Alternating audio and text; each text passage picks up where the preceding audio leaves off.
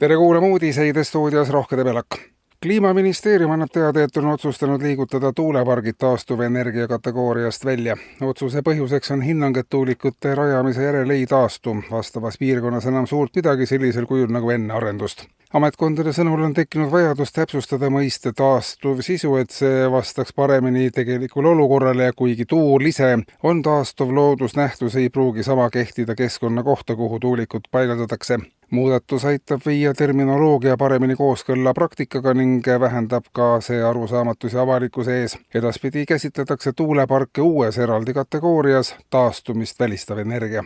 Riigikogu aga võttis eile hilisõhtul vastu otsuse, et kõik Riigikogu liikmed astuvad ametist tagasi. Põhjuseks on kasiinode maksustamise seaduse kiirustav ja pealiskaudne menetlemine, mille tagajärjel kandis riik rahalist kahju. Viga eelnõus ei märganud mäletatavasti ei koalitsiooni ega opositsioonisaadikud. Samuti näevad Riigikogu liikmed kollektiivse tagasiastumise põhjusena soovi olla solidaarsed Riigikogu poolt vallandatud Riigikogu ametnikuga, kelle süüks praakseadusega seonduv pandi. Tagasiastumise otsuse poolt hääletas 101 Riigikogu liiget, kes ei pannud samas tähele, et otsuses oli viimasel lehel väikeses kirjas kiri, et tegelikult ei ole vaja tagasi astuda, sest niikuinii tulevad uued vead peale ja lõpuks ei mäleta keegi mitte midagi ja targem on sama suhtumisega jätkata ja edasi tuima panna.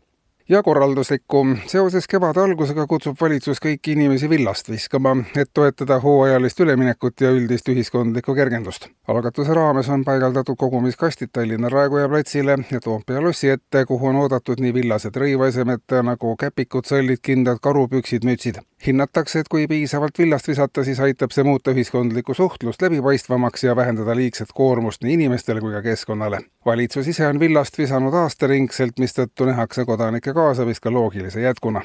Eldron aga annab teada, et hiljuti rongiliiklust häirinud tarkvara probleem ei ole pelgalt tehniline rike, vaid kannab endas ka positiivset sõnumit küberjulgeoleku seisukohalt. Ettevõtte hinnangul näitab tekkinud olukord küberkurjategijatele selgelt ära, et võimalike teenuse katkestustega suudetakse Eestis ise toime tulla ja välist sekkumist ei vajata. Rõhutatakse ka seda, et rongiliiklus ajutine seiskamine annab selge signaali. Süsteem on juba saavutanud taseme, kus teenuse katkestamine ei eelda täiendavaid pingutusi väljaspoolt ja selline lähenemine võib tulevikus vähendada huvi Eesti transpordisüsteemi ründamise vastu, kuna potentsiaalne mõju on juba sisemiselt realiseeritud. Tegemist on olukorraga, kus ennetav võimekus avaldub läbi praktika, mitte teoreetilise kaitse.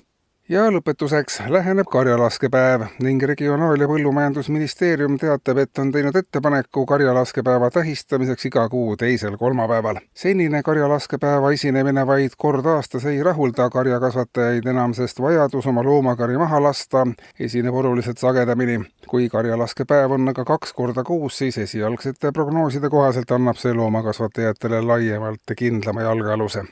Eetris olid uudised.